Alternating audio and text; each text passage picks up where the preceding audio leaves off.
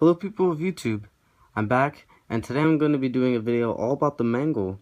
Before I get into it, however, I wanted to say, the drawing on the screen was of course drawn by me, and on that note, for all my videos on the screen will be drawings done by me using the program Paint on my Windows laptop. This one took me, actually, I'm not lying, this one took me almost all week, because of time, and I've been doing other things, so. Something else I should mention is that in this video I'll be referring to Mangle as a she, just a warning, so please don't leave comments saying whether Mangle is male or female. Now with that, let's kickstart this video. Now first off, with Foxy in a close second, Mangle is my absolute favorite animatronic. Now why, you ask? Well, I kind of asked myself a question I can't really answer. I guess because among the other animatronics, Mangle's a unique character. He's also kind of isolated and so different from the others despite being one of them, if that makes sense. It's kind of the same reason why people love Foxy in Five Nights at Freddy's 1. I personally think her radio static is awesomely creepy. It kind of reminds me of something like the UVB-76 number station, which is pretty cool. If you don't know what that is, I would recommend checking out the top 5 most mysterious sounds ever recorded video here on YouTube, made by Dark5 for more info. Off topic. Anyway, another reason I love Mangle is because she mostly travels via the ceiling, which is pretty boss. Makes her kind of like a spider Foxy, you know.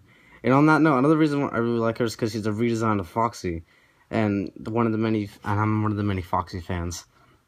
And I guess the last reason why I find Mangle to be so awesome is all the amazing theories involved in here. So let's talk about some of those.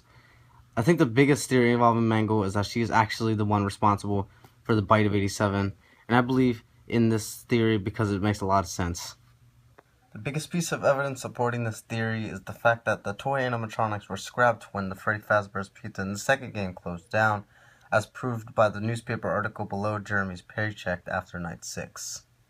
The scrapping of the new animatronics has been widely theorized to be in response to the bite of 87, supporting the theory that Mangle caused the bite. The second piece of evidence supporting this theory is that Mangle has unusually sharp teeth, much like Foxy in the first game. And on that note, Foxy couldn't have caused the bite because in the second game where the bite happened, he was discontinued and kept in the back room. Even if he did manage to bite someone, that would have assumingly meant, according to the game's timeline, that the whole line of old animatronics would have been scrapped. But of course they weren't, since they returned in the first game, which happens after the events of the second game. A lot of the evidence I'm using right now I've gotten from Smike's videos, so a big shout out to him. So now, another piece of evidence supporting this theory is Mangle's jump scare. She swings down from the ceiling, aiming to bite what seems to be her forehead area, so that's most likely where she would attack if she caused the bite. Next, I actually have my own piece of evidence to support this theory, and that is that Mangle mostly travels via the ceiling. Because she's all scrapped up, her head lies low and she can't bite someone easily unless she's on the ceiling. Yeah, sure, she could have bitten a toddler, but from my understanding, around that young age, around 3 or 4, or maybe even 5 years old, a toddler's mind is still developing, and if Mangle was to bite a toddler, that would pretty much mean death for that toddler, and according to the phone guy in the first game, the victim of the bite survived. Also, most toddlers are of course fairly small, so Mangle couldn't really bite just the forehead of a toddler, but rather the whole head.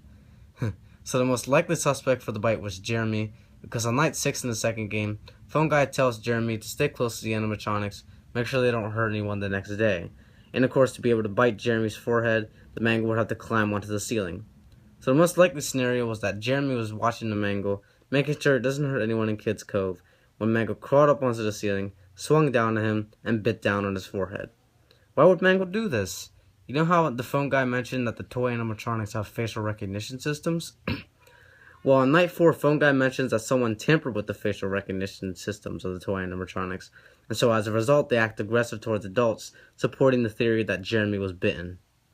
And lastly, I forgot to mention that the bite wasn't caused by Freddy either, as some people have said, of course because of the same reason as Foxy.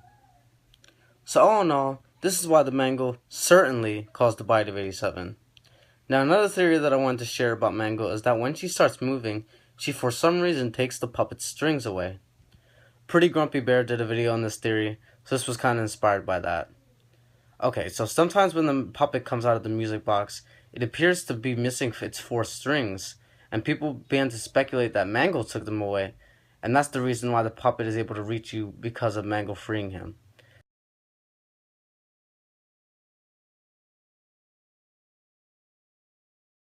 And also, if you look closely at Mangle when she is in the prize corner, you see what will appear to be strings. At first I believed in this theory because I thought it checked out, but then I realized one big piece of evidence that goes against it.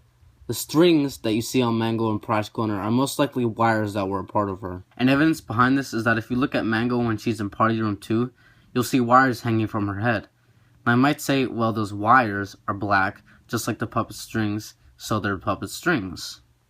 But if you look closely at Mangle when she's in the right air vent, you'll see those wires again, and in the light they appear to be red and white.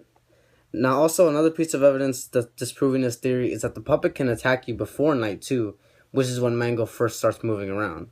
And also the puppet can attack you at any time on any night, including before Mangle starts to move. So if you're wondering about night 1, since Mangle has a very small chance of moving on night 1, there you go. Okay, so a third theory that I wanted to talk about in this video was the origin of the second endoskeleton head on Mangle. Many believe it to be her endoskeleton head, but that is incorrect because whenever Mangle's mouth is open, you can see endoskeleton teeth inside, proving that she already has an endoskeleton head in her costume head. And also, when she's in the game area, and also in the hallway with Foxy, you can see her endoskeleton eyes glowing. Some people say that the endoskeleton head on Mangle is from another animatronic, but there aren't any more animatronics in the building that are in as bad a disrepair as Mangle is. All the other animatronics show evidence of an endoskeleton head, or at least a whole endoskeleton inside of them. So where did this endoskeleton head come from? The most likely explanation is that this endoskeleton head belongs to a parrot animatronic, and that before Mangle was disassembled by children, she had a parrot on her shoulder, because parrots often have parrots sitting on their shoulders. And of course, Mangle was a redesign of Foxy, and Foxy was a pirate.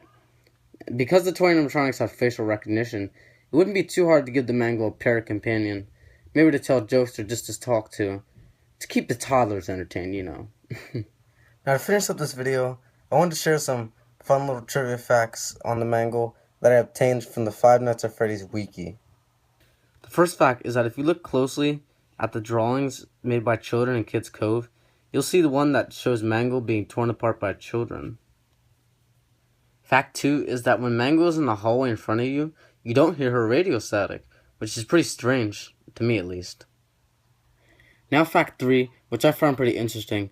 Images in Five Nights at Freddy's 2's game file show that when you see Mangle in a room other than Kids Cove, the right air vent, and the office's entrance, you're seeing a picture that is a separate file pasted over the camera feed. This means that Mangle can appear in a room no matter if there's another animatronic there or not. This actually made me want to draw a fan art picture of Chica and Mangle both in Party Room 2, but that's probably going to be an eventual future project for me. Fact 4 is that when Mangle is in the hallway with Foxy, her snout appears to be red, not pink. This is probably because of the lighting, which I can actually prove because of something not in-game.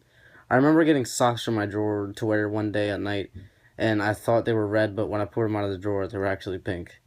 That was such a random piece of evidence, but it helps, right?